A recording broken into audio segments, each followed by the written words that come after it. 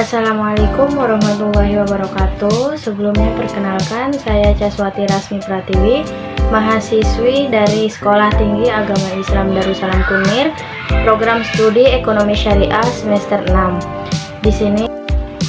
Di sini saya akan sedikit menjelaskan mengenai studi kelayakan bisnis yang meliputi definisi apakah studi kelayakan bisnis itu penting atau tidak, dan perbedaannya antara studi kelayakan bisnis syariah dengan studi kelayakan bisnis konvensional.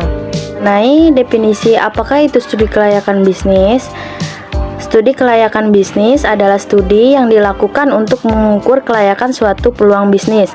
Studi kelayakan bisnis berfokus mengidentifikasi potensi masalah dalam bisnis agar usaha yang akan dijalankan dapat bertahan lama dan jauh dari sebuah kerugian.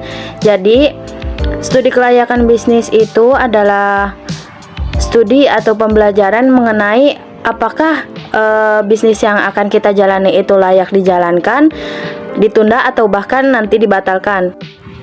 Yang selanjutnya ada ruang lingkup mata kuliah studi kelayakan bisnis. Itu ada 14 ruang lingkup. Ada mengenai gambaran umum studi kelayakan bisnis, tujuan manfaat studi kelayakan bisnis, skema dan tahapan-tahapan, lalu perspektif bisnis dalam Islam, dan beberapa aspek yang ada dalam studi kelayakan bisnis. Itu ada aspek pasar, aspek hukum, aspek syariah dan halal, aspek teknis dan teknologi, aspek keuangan, aspek manajemen, capital budgeting, aspek ekonomi sosial, dan aspek AMDAL.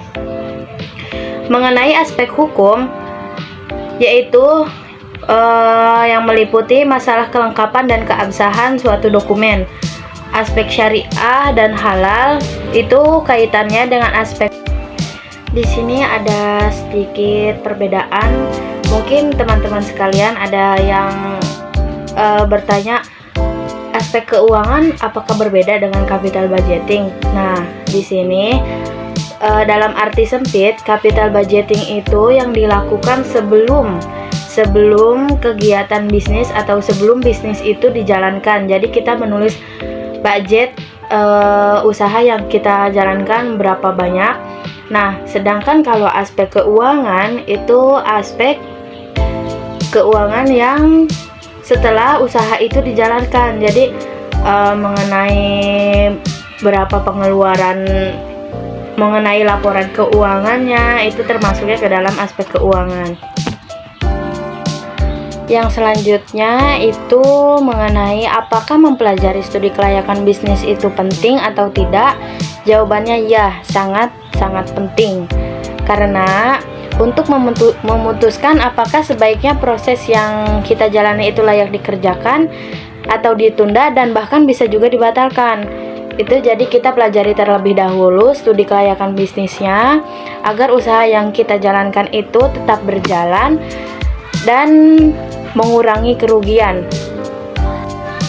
Nah, yang selanjutnya ada beberapa yang menjadi pembeda antara studi kelayakan bisnis konvensional dan studi kelayakan bisnis syariah, yaitu studi kelayakan bisnis konvensional dilakukan dengan menggunakan aspek keuangan sebagai patokan utama. Sedangkan studi kelayakan bisnis syariah dilakukan dengan mempertimbangkan aspek keuangan serta aspek syariah yang berkaitan dengan bisnis tersebut. Sudah pasti ya, kita tahu bahwa kalau studi kelayakan bisnis syariah itu pasti yang berlandaskan pada Al-Quran dan hadis dan menghindari unsur-unsur maghrib, yaitu maisir, goror, dan riba.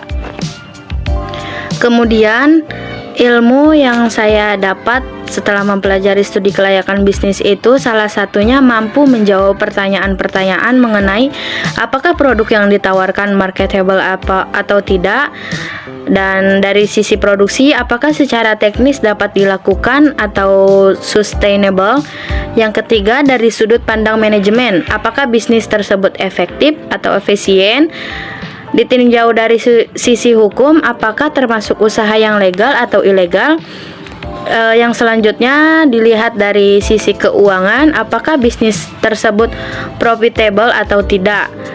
Dan banyak lagi ilmu yang saya dapat dari mempelajari studi kelayakan bisnis, bukan hanya tentang mampu menjawab pertanyaan-pertanyaan ini. Sekian yang dapat saya sampaikan sekilas mengenai studi kelayakan bisnis. Terima kasih untuk segala perhatian dan mohon maaf untuk segala kekurangan. Wallahul muwaffiq ila aqwamit thoriq. Wassalamualaikum warahmatullahi wabarakatuh.